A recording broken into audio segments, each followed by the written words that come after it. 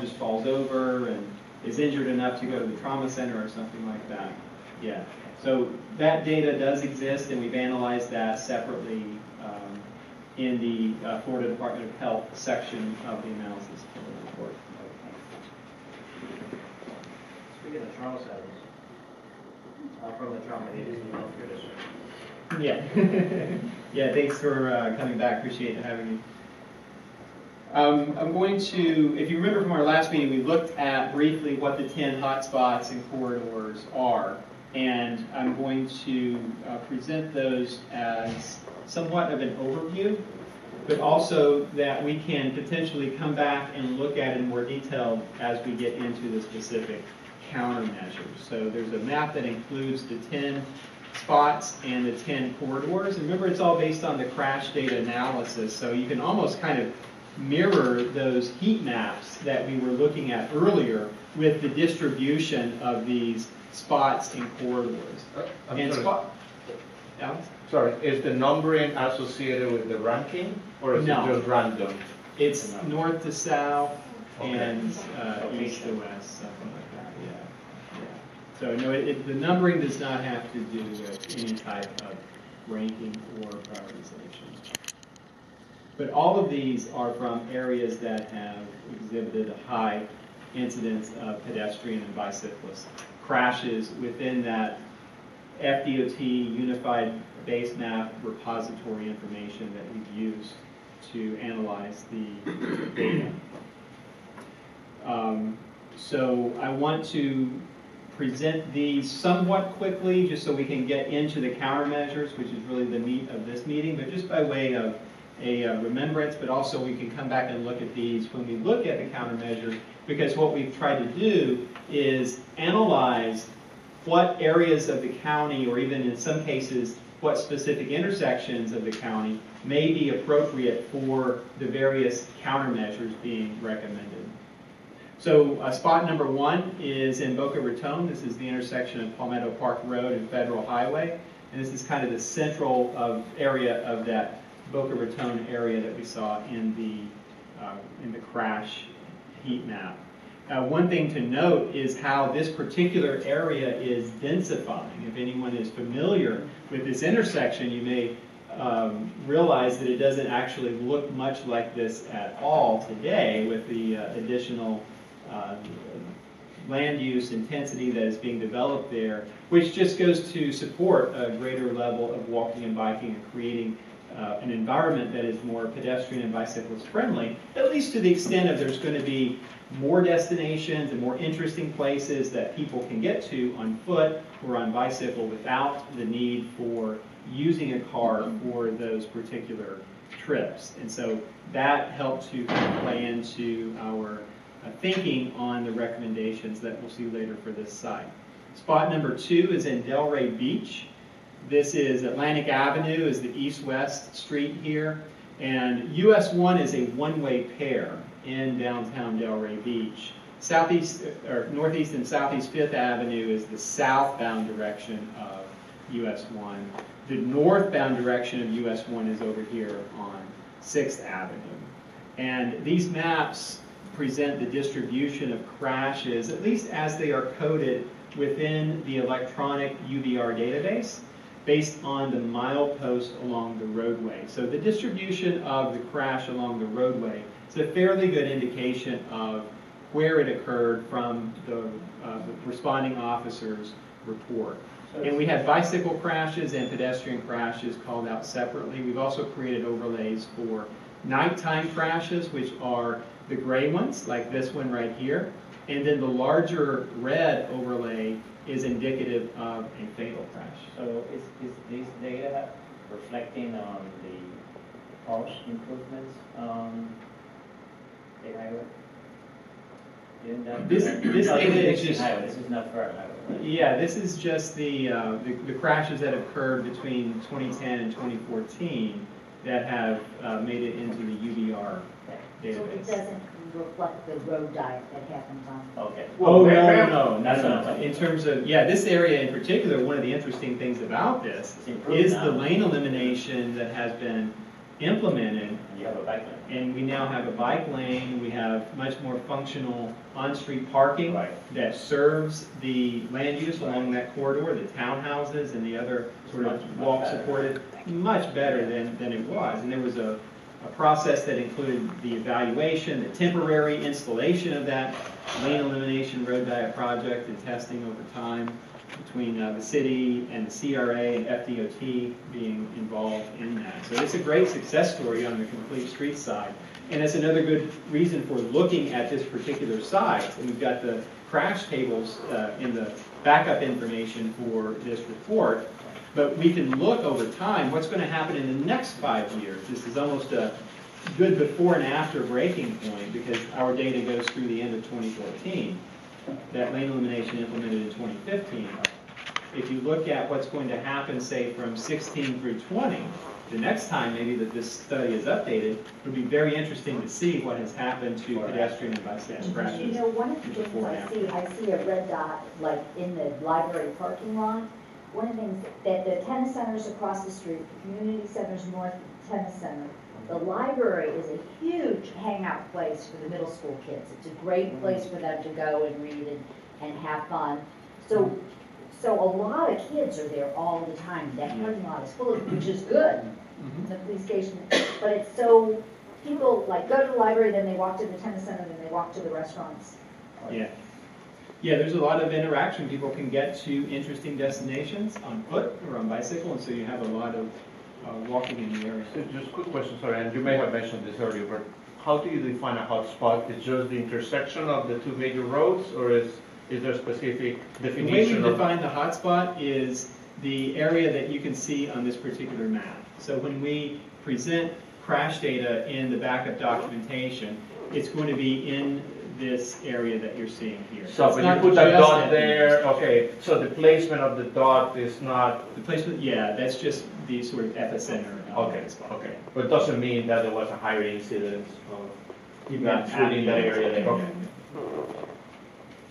Boynton Beach Boulevard at Seacrest, kind of in the downtown Boynton Beach area, is our next one. This one, we actually see a lot of Palm Tran stops in the area, the little purple dots here. We tried to overlay Palm Tran stops because if you look at where some of the pedestrian crashes that occur, sometimes there's a correlation between the location of the pedestrian crash and the location of a bus stop. That does not mean that it was a bus patron that was hit. Likely what it means is that it's a location where there's a demand for pedestrians to cross the street, either because of the way the land use interaction is from one side to the other, or because of driveway connections or side street connections. That is typically what that means. In a more detailed study, such as a road safety audit, the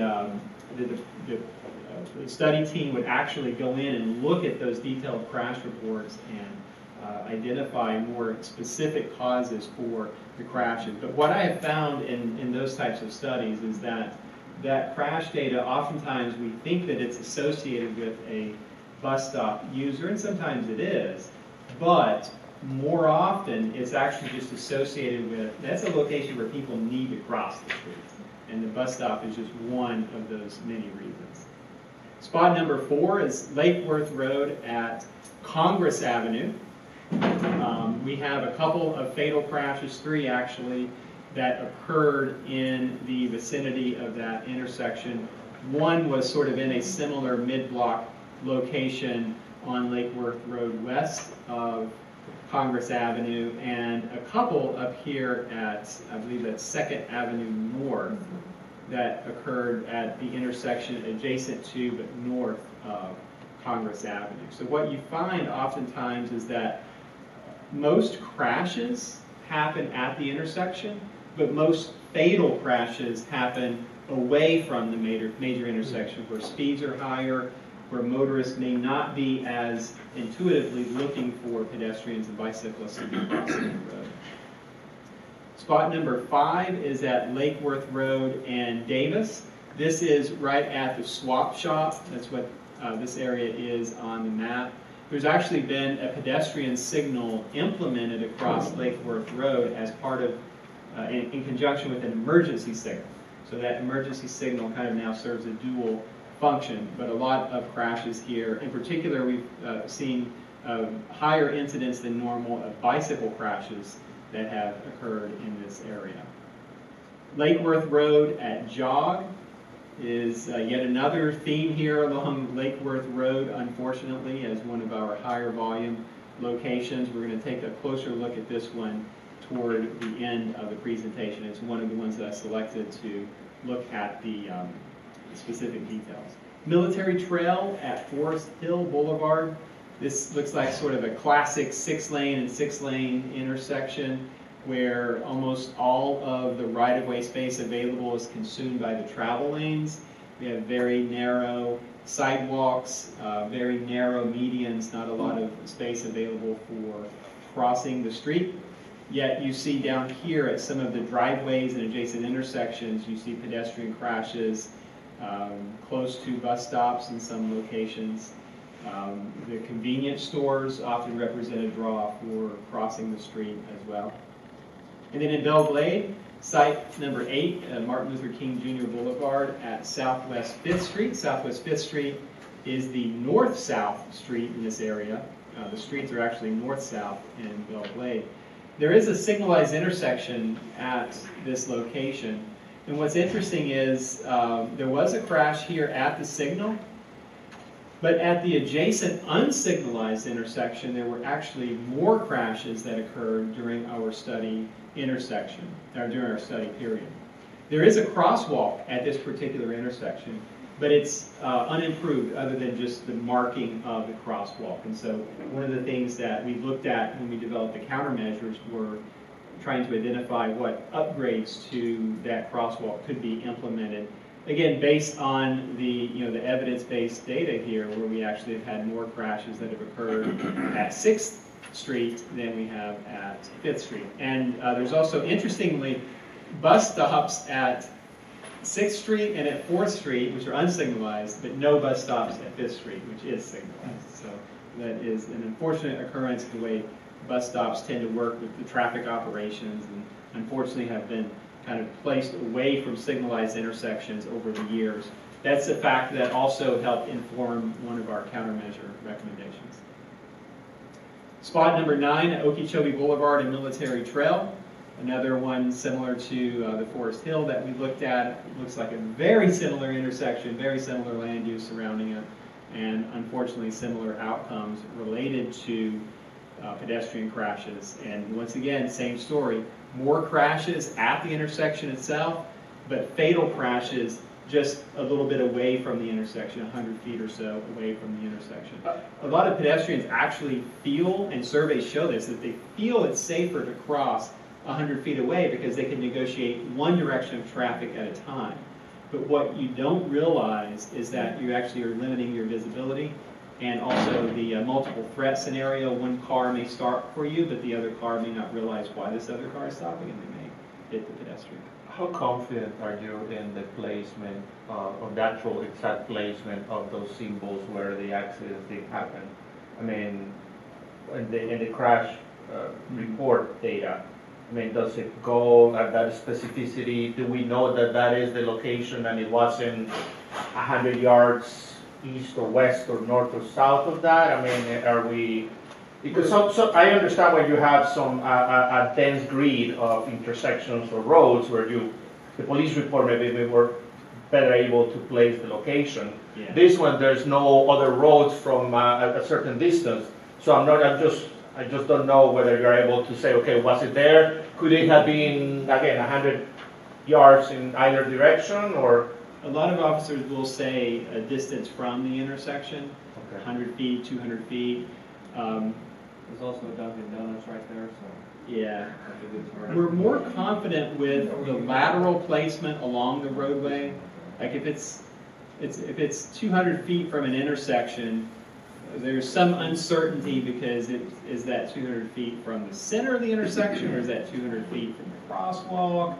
Some officers may interpret that differently. So there's certainly a level of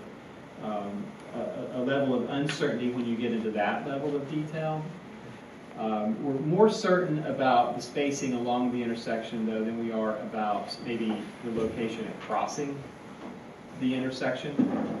But fairly confident, probably within about 50 feet in terms of the lateral placement of that dot along the roadway. However, it's only as good as, of course, the data that's in the UBR, which has gone through several steps that began with the responding officer's report. I have a question with regards to the signalized devices at the intersection. So I cross Okeechobee every day, and half the time the buttons don't work, or maybe I'm pressing them and it's too late, but they don't automatically go. So for example, if you get up to the signal, so my first question is that an FDOT policy that on either county streets or state streets, the pedestrian crossing signal is automatically a no-go unless someone physically presses the button? Because that's my experience. I can answer that. Okeechobee and Military Avenue roads, and there is no specific policy, but yes, the pedestrian signals don't work unless somebody pushes the button. Because I wonder, like, And then, I'm sorry, and then sometimes if you push the button, it waits for a whole cycle. yes, and I've experienced that exactly. So the first cycle you won't see it, the second cycle you won't see it. And what is the average timing of a cycle on Okeechobee? It's about 5 or 6 minutes? It's 3 minutes. 3 minutes, okay. Because I wonder how much that's leading to problems where people are pressing the button, it's not working, and they're just going because they think that the signal's broke. And Yeah. the cycle links in, I'm sorry, cycle links in Florida in general are longer than other states. Because when you go to other states there are much shorter, but because of the demographics here, so it's kind of, But see, that determines. the first few times I did it, I thought the button was actually broken, and I just went. And then it took me about 5 or 6 times until I realized that I had to push the button soon enough before the cycle in order for it to register. It definitely depends on when you press it within the cycle itself, right? It's going to... But like, an example would be like, I might press the button 15 or 20 seconds before the cars next to me have the green in the direction where I want to go, and it still doesn't register. So sometimes it takes even... It takes a whole cycle, but then the buttons are working, because if they're not working, we do get a flag, because then it goes on recall, which is like time. No, I agree that they work, it's just... So we know when they're not working. But is that, I'm sorry, is that for all intersections? Because Clematis and Quadrille. In downtown, they are timed to go, in downtown area in West Palm Beach, I think they are timed to go on in every cycle. Because it just changed, actually, after many years of the city complaining that if you wanted to cross Quadrille at Clematis, which is one of the heaviest pedestrian, so the only way for you would have, the pedestrian would theoretically have the cycle, but unless you press the button, it wouldn't give you the, even though you had red for you to cross, so a lot of people were waiting 2-3 cycles and then crossing in the middle of green for the cars because they got tired of waiting. So after many complaints to George and Dan at County Engineering, they changed it, but now actually it does change without you having to push, even though we still have the push button. The intersection I'm talking about is downtown West Palm Beach on Okeechobee. Okeechobee and Tamarind, I presume. Yes, Right? yeah. So this other one is kind of a little different. It went from one extreme to the other. So before, unless you push, you would not get the pedestrian crossing signal, even though you had the cycle there. Now you get it, even though you're not pushing it. Yeah. So, I have a question. but you have. Why don't they have the same all across? Because I was in Tampa like a couple weeks ago, and you don't have to push a button. It automatically, and I don't think I waited 3 minutes for that light. Maybe you were in downtown area. I think even in some streets in downtown West Palm Beach have that, where the some walk downtown. signal. Yeah, downtown. I think along West Palm Clematis. Beach had it. In some downtown areas, yes, you do have it. It But in always some has areas that. like Okeechobee and Military, this is more a vehicle, like it's a main arterial, and they don't want to stop traffic unless pedestrian requests a push button.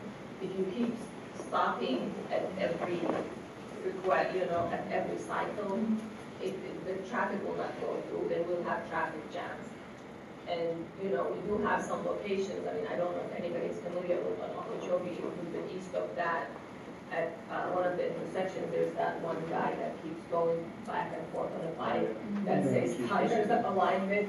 He keeps pushing the button, no matter what we do, that the pit button comes up and then it delays traffic. So there are some people that, play with these too, so, But that causes an issue. When do you put pedestrian first, then motor vehicles? Because I work with Contran, and they have a lot of issues with the Okeechobee and military trail, where our passengers, instead of them, either they crossing the cross section, or they just kind of like wait it out, can I just go straight across the street? Like, so when do you really look at the data and say, okay, it's not also about motor vehicles, but what about the people? Because some of them, they don't have an option. I mean, of course, it's pedestrian safety is an issue, and it's not as simple as yes or no, everybody's safety is a concern, but also you want to make sure that you do get everybody through. So it's not a black and white, and you do your studies and see where, you have the pedestrians and you try to come up with solutions. But the area of Okeechobee and military, since I started with the county, it's been a problem, and they've been trying to work on it and find solutions. It is a very difficult area to just, How much longer? hit button. How much longer does if a pedestrian pushes it, how much longer does it give as opposed to if it doesn't? You usually give the pedestrian enough time to go from the curb to curb to cross the intersection. Because So whatever it takes for a pedestrian from the time they, you start the cycle, wherever that was standing there to cross based on what the average speed for a pedestrian to walk. And when we use here in Florida, we give them more time than in other states. Yeah, those states give, I think, 3.5 feet per second.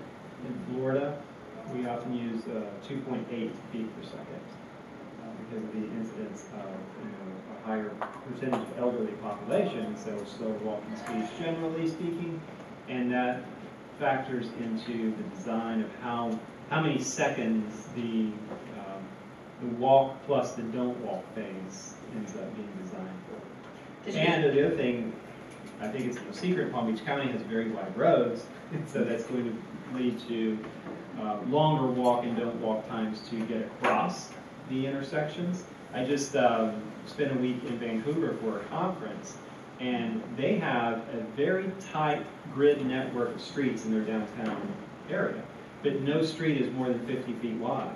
So I don't think I ever saw a don't walk phase above 12 or 13 seconds, because the streets are more accommodating to pedestrians naturally speaking, and so you don't have to provide as long time to do the clearance interval for the pedestrian phase, which also means that cars circulate quicker, pedestrians circulate quicker. It just works better for a downtown type environment when it's like that. But for Okeechobee, we basically have an 8-lane highway right through our downtown, and so the timing is set up as was mentioned, for more like a suburban, car-oriented type corridor.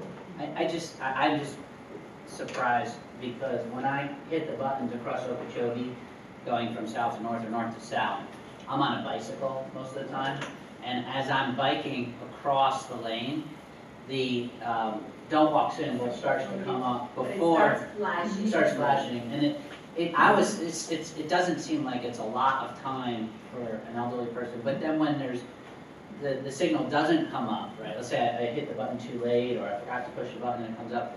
It doesn't seem like the timing is any different without the symbol as with the symbol. So I'd be curious what the differences were with and without the symbol, because anecdotally, just from my experience, it doesn't seem like there's any differences between the walk. It's just having the light there versus not having The don't walk doesn't mean don't. It means if you are crossing, keep going. You have enough time. From the time you started at the curb to get to the next curb, you have enough time. The don't walk flashing means if you haven't started crossing. Oh yeah, no, so that's what. And it has a countdown timer, so I yeah, know. They have a countdown, so the countdown kind of tells you. Yeah. And that's what we're doing everywhere we do any maintenance or any improvements. We are changing everything. Yeah, no, I guess maybe I should restate it. My only point is that I didn't notice any difference between the timing from when the symbol is on versus when the symbol's not on. It looks to me, or it feels to me like it's the same amount of time to cross. Maybe because Okeechobee and Military especially, it's very wide intersection, so both directions have enough time anyway. So then you do get enough, by default, enough time to cross. But there are some intersections, like the cross, Okeechobee might be the major road, but the cross intersection is a very minor road that they usually don't give that much time for them. But then when the pedestrian call comes in, they do give them more time in that cycle for the pedestrian to cross. How about, one of the things I always see as a problem if you're crossing, people taking a right turn on red and not yielding to the pedestrian in the crosswalk. If you hit the button to cross, will it stop the people, like say no right turn on red? No. And according to the Florida statute, the turning vehicles should yield to pedestrians. So if they don't yield, they are violating the law. But there are some countermeasures that have looked at implementing some sort of a yellow or red arrow if a pedestrian presses the button, but those are experimental in nature. That's not a policy or that's not design guidance. But it's something that if there is a particular issue related to right turn or red, But to my point, when I hit the button and I start to cross the street, and let's say, for example, somebody goes up there, hits the button too late, the cars have green or going forward, they start crossing into the crosswalk over a major street like Okeechobee, but the driver coming up who's making a right doesn't see that walk symbol, they're making a right at a pretty high speed. Yeah. So I'm just wondering if that is a particular issue. There is something called a leading pedestrian interval that can be used not to completely solve that problem, but to help. And that would be 3 to 7 seconds of early walk phase while the motor vehicle traffic in the concurrent direction is still on red. So at least the through vehicles are not moving, and that oftentimes influences the behavior of the person in the right turn. That would be fantastic, but if the symbol for the walk symbol just came on automatically, that would probably be a good starting point. Yeah. Okay, and we'll look at some of that when we get to. I was going to say there's also station priority zones. You can put that as part of your pedestrian bicycle plans. What it does is that you select certain corridors, certain sections of the city where the pedestrian is priority. And so in some cases you may eliminate the right turn red altogether to provide shape. And then the final spot that was included as one of the top 10 is 45th Street at Australian Avenue. Again, a fatal crash close to the intersection, but not at the intersection. Another crash that occurred clearly associated with this driveway or side street, the next block north of the intersection. And oftentimes when we are thinking about traffic engineering and we think about the way we design for cars, our picture of a block is really long, sometimes a quarter of a mile or more. But from a pedestrian's perspective, what you think of as a block is much shorter. In fact, this would be considered a block in most urban environments or downtown core areas. Even in downtown West Palm Beach, this would be considered a block. But I doubt very many of us think of that as a block out on 45th Street and Australian Avenue.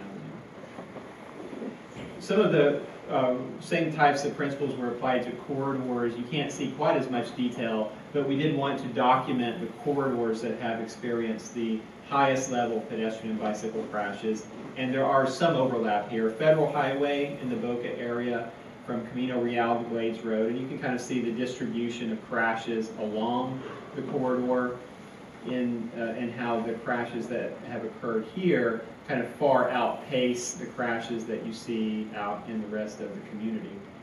Ocean Boulevard, or A1A, from Linton Boulevard up to Thomas Street in Delray Beach. This one is driven by bicycle crashes, as you might imagine, on Ocean Boulevard, and so we've documented those as part of the study. You can even see, as you get into really the heart of the Delray Beach area near Atlantic and Ocean, how the bicycle crash numbers really pick up.